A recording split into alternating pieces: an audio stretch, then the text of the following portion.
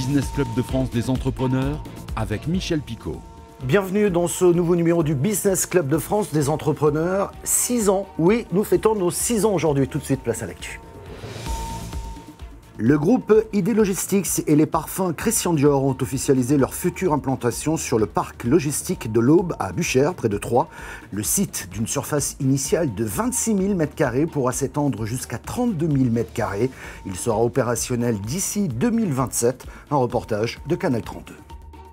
L'annonce a été faite ce mardi 20 mai par un communiqué de presse. Le groupe ID Logistics et parfums Christian Dior s'implanteront sur le parc logistique de l'Aube, à Buchères. Selon ce communiqué, un entrepôt automatisé de 25 000 m² sera construit sur ce terrain de 10 hectares, propriété du département, avec une possible extension à 32 000 m². Il s'agira d'un centre de distribution à vocation européenne, exclusivement dédié aux produits de parfumerie et de cosmétiques de la marque Christian Dior, propriété du groupe LVMH. Le projet représente un investissement de 45 millions d'euros et devrait générer environ 100 emplois équivalent temps plein, grâce notamment à une activité soutenue de packaging et de préparation de commandes. Pour ID Logistics, présent dans 18 pays avec près de 450 sites, ce nouveau lieu renforce son positionnement en France et en Europe. Selon le communiqué, l'implantation a été rendue possible en un temps record grâce à la mobilisation de l'ensemble des acteurs locaux, Business Sud Champagne, le conseil départemental de l'Aube, la région Grand Est, les services de l'État, Troyes Champagne Métropole et la commune de Buchères. Le terrain, immédiatement disponible et proposé clé en main, a été un argument décisif dans le choix du site. Cette annonce fait suite à d'autres implantations dans le département, notamment Clarens, Maison Jean Rousseau et Thalès. Souvenez-vous, il y a tout juste 6 ans, on inaugurait cette émission du Business Club de France des entrepreneurs et nous sommes en compagnie aujourd'hui de Fabrice Schlosser, qui est le directeur général de Canal 32, et de TVI Concept, qui est coproducteur de cette émission. Bonjour Fabrice. Bonjour Michel. Je vous propose juste un petit extrait pour commencer, si vous le voulez bien. Ça va nous rajeunir un peu. On est en mai 2019. Notre tout premier invité, c'était Guillaume Gibaud, le patron du slip français. Soyez les bienvenus dans le Business Club de France des entrepreneurs, le magazine des entreprises qui font bouger la France, qui font bouger les territoires par leur audace, leur engagement, leur niaque et qui ont envie d'entreprendre et de créer de la valeur, créer des emplois tout près de chez vous. Nous avons donc souhaité mettre à l'honneur dans ce magazine donc, toutes ces entreprises et qui sait peut-être vous donner aussi l'envie d'entreprendre et d'être audacieux. Au sommaire de ce numéro, l'histoire et les projets du slip français en compagnie de Guillaume Gibaud, son audacieux fondateur et actuel président. Bonjour Guillaume. Bonjour. Merci d'avoir accepté notre invitation. Vous nous raconterez la fabuleuse histoire du slip français, mais est-ce que c'est vrai, ça a démarré d'un pari entre amis finalement? On s'est dit on va créer des slips et on va les remettre à la mode? Je crois qu'on ne peut pas tellement se lancer dans une histoire de slip aussi folle que ça, autrement que sur un pas avec des potes. Donc c'est vrai, on en reparlera, mais ouais. C'est effectivement comme ça que ça démarre autour d'une bière avec des copains. Voilà comment on démarre les histoires. Avec nous également Pierre Pelouzet, bonjour. Bonjour Michel Picot. Vous êtes le médiateur national des entreprises avec les 45 médiateurs partout en France, en région et dans les territoires. Eh bien, vous venez aider gratuitement, j'insiste, les entrepreneurs qui rencontrent des difficultés. Oui, c'est un service public que nous offrons partout sur le territoire et l'an dernier encore, nous avons fait plus de 1300 médiations partout au service des entreprises pour les aider confidentiellement et gratuitement. Eh bien, vous nous en direz plus dans un instant. Le slip français a réellement commencé en 2012 et pour vous faire connaître, Guillaume Gibaud, pardonnez-moi, mais je vais reprendre cette anecdote qui m'a fait beaucoup rire. Vous aviez détourné les slogans des candidats à l'élection présidentielle et je me souviens de ce slogan, celui de François Hollande, « Le changement, c'est maintenant » et puis vous l'avez transformé, bon, « Le changement de slip, c'est maintenant ». Ça coûte rien cette affaire-là et ça fait un buzz énorme. Et ça, c'est quand même assez incroyable. Les réseaux sociaux vous ont bien aidé en même temps. Vous savez les utiliser, hein. Ça c'est la moindre des choses. Cela ne représente pas de gros investissements. D'ailleurs, jusqu'à très peu de temps, vous ne faisiez pas de pub du tout. Est-ce que ça veut dire que lorsqu'on démarre une entreprise, il faut être malin ? Ben ça, c'est certain. On dit souvent en France, on n'a pas de pétrole, on a des idées. On n'a toujours pas de pétrole, on a peut-être les réseaux sociaux à la place. Je pense que l'entrepreneur, c'est vraiment au début quelqu'un qui a par définition pas beaucoup de moyens, qui se lance avec quelque chose de différent et essayer de se démarquer, de se faire remarquer avec le moins de moyens financiers possibles. C'est ça qui est la clé, quoi. C'est ça qui, surtout derrière, crée une culture entreprise, en fait, une vraie façon de se différencier, d'exister, de créer. Je pense que tous les entrepreneurs que je connais ont ça en commun d'arriver à... Vous parliez de Niac tout à l'heure, c'est exactement ça, d'arriver à exister, en fait. Et ce qui est intéressant, c'est qu'ils se font remarquer même au niveau du nom de leur boutique. À Paris, dans le quartier du Marais, ça s'appelle Marez-vous en slip. À Lille, c'est la baraque à slip. Et celle que j'aime beaucoup, c'est à Aix-en-Provence, le slip de ton ex. Voilà, ça, c'est le nom de ces boutiques. C'est vous qui trouvez tout ça? Là, c'est notre communauté sur Facebook, en fait. Quand on ouvre une boutique, on donne sur la page Facebook du slip l'adresse de la future boutique, éventuellement les stations de métro ou de bus autour, le nom des rues adjacentes, et les gens trouvent des jeux de mots. Et ce qui est génial avec le slip, c'est que c'est assez infini. Ça fait presque 8 ans maintenant, et on arrive encore à me surprendre. Peut-être que vous me surprendrez dans l'émission avec un jeu de mots que je n'ai pas entendu. Donc c'est un défi que je vous lance. Voilà, ça ne nous rajeunit pas, c'est loin que l'on puisse dire. Mais depuis 6 ans, nous sommes là, chaque semaine. La vie n'a pas été un long fleuve tranquille, Fabrice, autant que je vous le dise.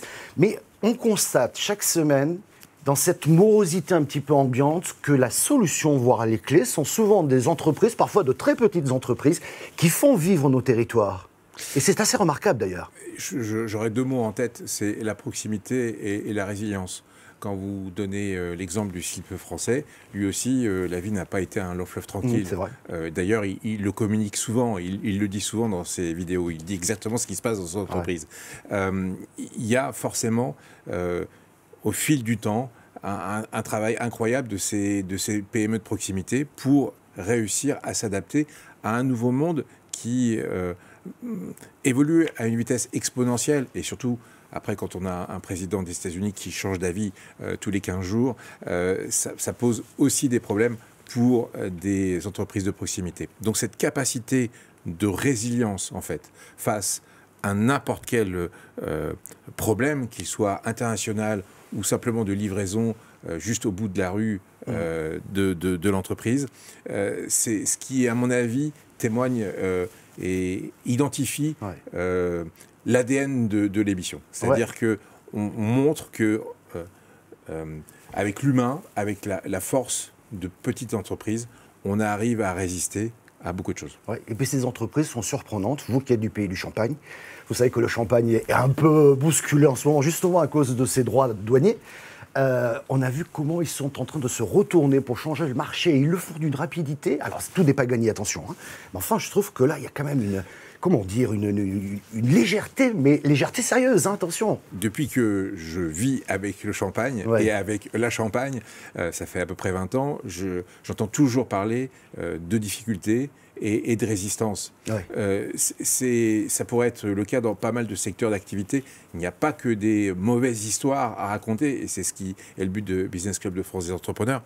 Et puis, quand vous parlez du Champagne, c'est peut-être la plus belle histoire marketing du XXe siècle et qui continue au XXIe. Enfin, c'est incroyable la création de cette marque. Et justement, comme vous le dites, il ne s'arrête pas là. Il ne s'arrête pas avec les honneurs déjà attribués à cette marque. Ils vont aller plus loin. Ils vont essayer d'innover, de trouver comment attirer le client par d'autres moyens.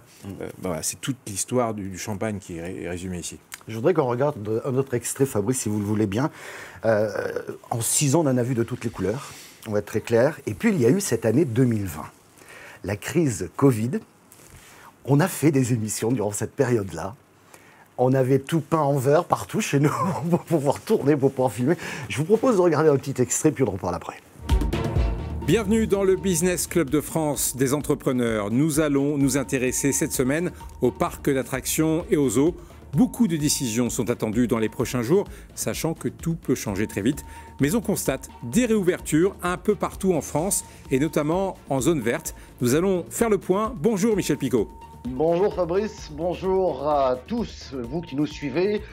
Oui, nous irons au zoo de Beauval dans quelques minutes. C'est dans le Val-de-Loire. C'est dans ce zoo qui annonce d'ailleurs sa réouverture dans pas longtemps. Et c'est dans ce zoo que l'on peut voir notamment des pandas. Mais il y a beaucoup d'événements. Son directeur général, Rodolphe Delors, nous expliquera ce qui s'est passé durant le confinement, ce qui se passe aujourd'hui et comment il va redémarrer. Il faut dire qu'ils ont investi beaucoup, 40 millions d'euros dans une immense serre tropicale. C'est l'attraction de cette saison 2020 dans ce zoo. Les conséquences économiques de ce confinement pour un zoo sont importantes car visiteurs ou pas, il faut s'occuper des animaux bien entendu. Nous irons au zoo de la Boissière du Doré, c'est dans la Loire également.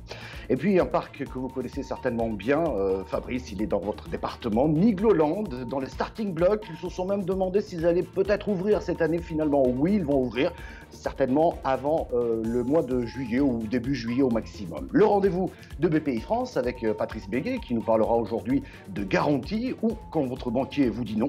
Que peut-on faire? Et puis nous retrouvons également Pierre Pelouzet, médiateur national des entreprises. Il reviendra, lui, sur l'importance de la qualité de la relation responsable entre tous les acteurs de l'économie à l'occasion de cette reprise économique. Voilà pour le programme.